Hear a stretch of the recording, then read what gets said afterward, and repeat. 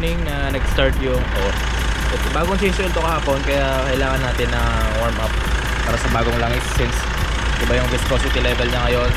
And syempre check up na rin natin kung nagbawas at the same time. Ayan, may fog light tayo dito pero sa kabila wala, so alam nyo nang gagawin dyan mga par. So importante ang fog light na yan, lalo kapag maakyat ng Baguio, lalo tong yellow. So maya maya baka palitan natin to kung may oras pa tayo, kasi ibang iba talaga yung dating ng sasakyan kapag may fog light, lalo kapag umakyat ng Baguio at sa mga foggy weather conditions. The same time sa mga malalakas na ulan, pinaka the best ng yellow. Nung akin ngang napansin kanina habang nag-i-intro na walang fog light ang ating Mitsubishi Montero Sport, ay agad-agad akong nagpunta dito sa JZ Auto Dealer. Dito lang yung naisip ko puntahan dahil dito rin lang naman din ako nagpakabit ng headlights nung napundi yung isa. At kung maaalala nyo, dito rin ako nagpa-install ng BF film. Sa pagkakataong ito ay nag-fill up lamang ako ng mga basic informations at the same time yung impormasyon ng sasakyan. And syempre bago simulan ay nakausap muna natin kung ano nga ba yung fog light na kailangan natin. So I ended up dito sa Hellsten dahil tested ko na to sa ating headlight. Same brand yung headlight at fog light natin na Hellsten, pero syempre magkaibang klase ng bumbilya pang para sa headlight at para sa fog light. Pinatanggal ko na nga rin pala yung film na nakabalot dyan sa may fog light natin dahil yellow yan noon kasi medyo kupas na at syempre parang may sunog na part nakikita nyo sa fog light film na yan. Halatang halata mo talaga dito mga par na alam nila yung kanilang ginagawa dahil sobrang bilis lang nila nabaklas yung isang fog light natin. Tapos syempre konting punas at linis, syempre nabaklas na rin. Konting himas na rin at check up na rin kung bakit ganito nang nangyari sa ating fog light. Sa kadahilanang gumagana pa naman ito dahil ito yung right side, itatago na lang natin kasi baka magamit pa natin in the near future.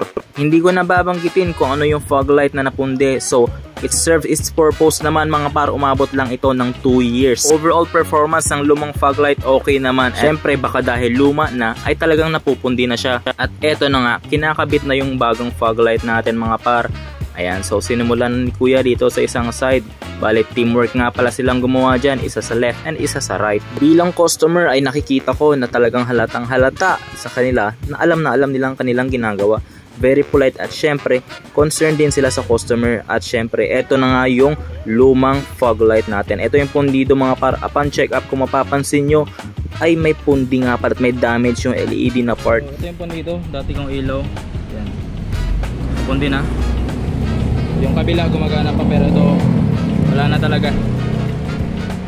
Kaya huwag na natin pilit. Bye bye. So Hellsten headlight and fog light, dito lang yan sa may JC. Yes. Pwede na ulit mag Baguio.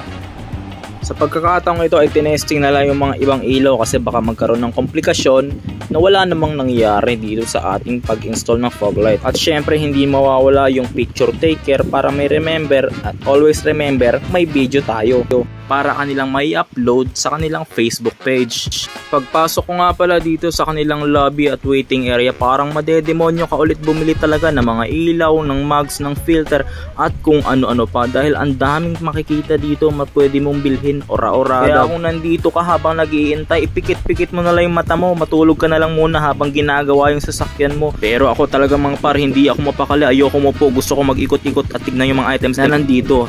Dahil nga hindi ako mapakali, nakita ko pa tong mga unang labas na Raider FI. Hindi ko lang sure kung 2019 or 2020 to mga to dahil kapansin-kapansin na gold series yung mga nasa crank ng mga RFI na nandito. Para sa akin endless talaga yung dating ng Raider at syempre Raider yan, RFI at Raider Carb.